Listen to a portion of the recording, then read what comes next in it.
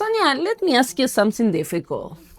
Do you think you could physically hurt a stranger just because someone in authority asks you to? No way, never. I could never hit someone just because my boss told me to. Okay, let's have some mates.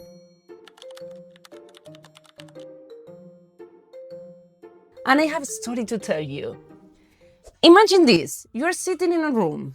In front of you there is a big machine with switches that say 15 volts, 150, 300, all the way up to 450. 450? That's already a lot. It's little.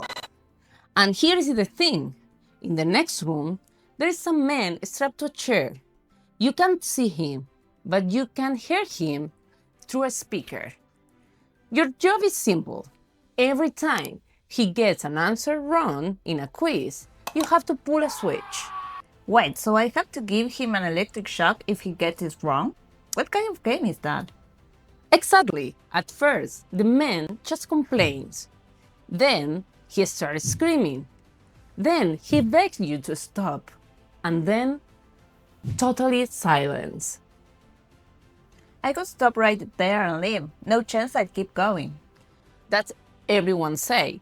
But then there's a man in the white coat standing next to you. Calm, serious. And he just say, Please continue. The experiment requires that you keep going. Even if he asked, I couldn't do it. well, let me tell you where this comes from. Because I think you'll be shocked to hear that 65% of the people in this experiment didn't stop. Let's go back to 1961. The world was still processing the horror of the Holocaust. Everyone kept saying, the Nazis were monsters. We would never do something like that. But the psychologist named Stanley Milgram wondered, what if they weren't monsters? What if they were just ordinary people following orders? So he set up a laboratory experiment at Yale University to test human conscience. That's always the excuse, right? I was just following orders. But this is different. You are electrocuting someone.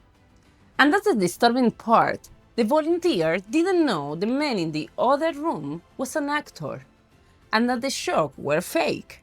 They truly believed they were hurting someone. And still, 65% went all of the way to the end, all the way to 450 volts, the label that literally say, danger, severe shock. 65%? That's more than half. You're telling me more of us are capable of killing someone just because a guy in a lab coat says it's necessary. Exactly. The experiment showed something that we don't like to accept. Our brains are wired to obey authority, even when it goes against our own morals. It's not that those people were evil, it's that the pressure of authority can override our empathy. It's crazy, Belen.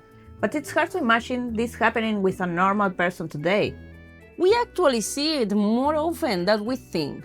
Think about protests in Argentina.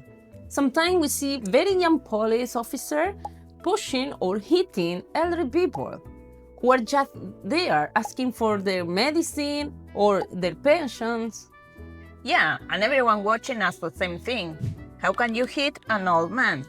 That's Milgram in real life. Individually, that officer is probably a good person, but in that moment, wearing the uniform and hearing orders being shouted, his brain switches into their Milgram called agent mode. He stops seeing a person and starts seeing a target that he has to move. So the uniform works like the white coat in the experiment.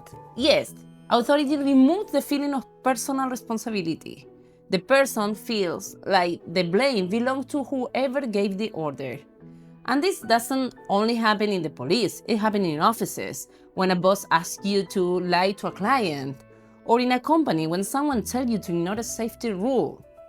It's like we switch something off inside ourselves just to keep following orders.